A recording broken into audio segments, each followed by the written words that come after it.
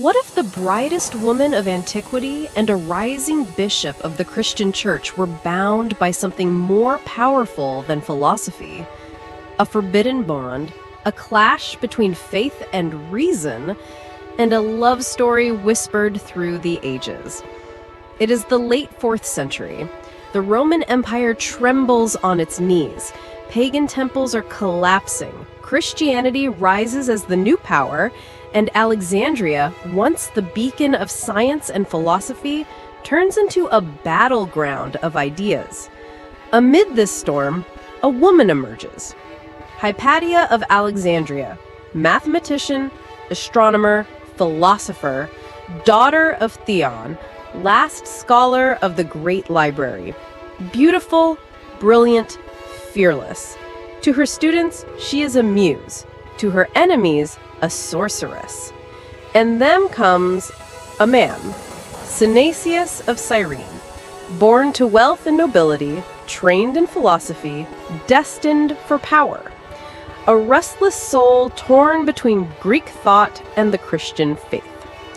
When their paths cross, what begins as mentorship grows into something far more dangerous, an intimacy that will survive in secret letters, whispered teachings, and unspoken desire.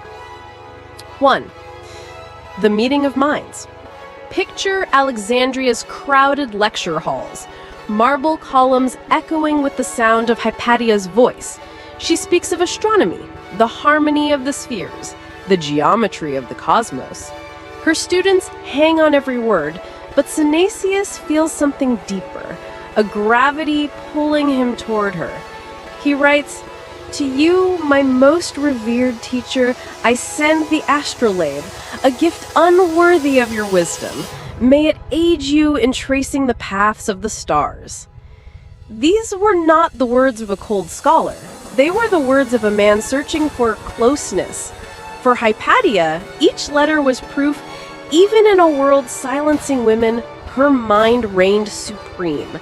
But for Synesius, each reply was a thread weaving him closer to a forbidden longing. 2. Alexandria in flames. The city around them was changing. Christian mobs attacked pagan statues. The library's scrolls were scattered. Scholars fled. Hypatia refused to leave. She stood tall, teaching not only mathematics, but also Neoplatonic philosophy, the belief that the soul longs for the divine. Synesius listened, and in those words, perhaps, he heard an echo of love. Yet the irony was cruel. The more he adored her, the closer he moved toward Christianity.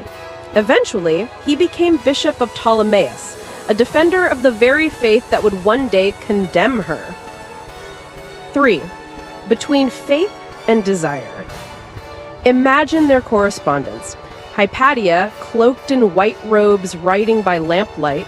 Synesius, torn between scripture and memory, replying with words of admiration. Some historians argue theirs was a platonic love, minds joined in pursuit of truth. But can love between two such souls ever be just platonic? Why did Synesius continue to send her instruments, manuscripts, requests for counsel, even after his ordination? Why, on his deathbed, did he write, "Remember me, my teacher, my soul's guide"? There is tension here, an unfulfilled passion, silenced by history but pulsing beneath every line. 4. The tragic divide. While Synesius rose in the church, Hypatia's enemies grew stronger. Bishop Cyril of Alexandria despised her influence. To the mob, she was a pagan witch, a seductress of powerful men, even accused of bewitching the governor Orestes. And so, in 415 AD, history delivered its cruelty. A Christian mob dragged Hypatia from her chariot, stripped her, and killed her with tiles. The brightest star of Alexandria extinguished. Synesius had already died a few years earlier. But imagine, if he had lived, would he have defended her? Or would he have turned away, torn between his church and his heart. 5. Love in the shadows. Their story leaves us with no confessions, no kisses, no marriage. Only letters, instruments, words carefully chosen. But sometimes the most powerful loves are the ones that remain unfinished.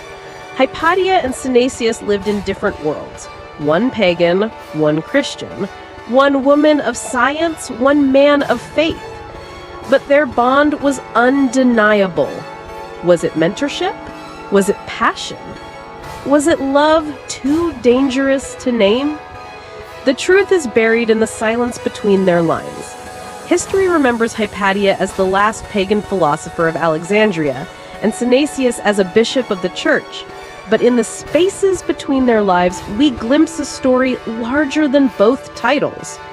Two souls drawn together by knowledge, separated by destiny. A teacher who became a legend, a student who became a bishop, and between them, a love story. Not written in vows or embraces, but in letters, instruments, and the endless pull of longing. Perhaps that is why we still whisper their names today, because love, even unspoken, survives the fire of history.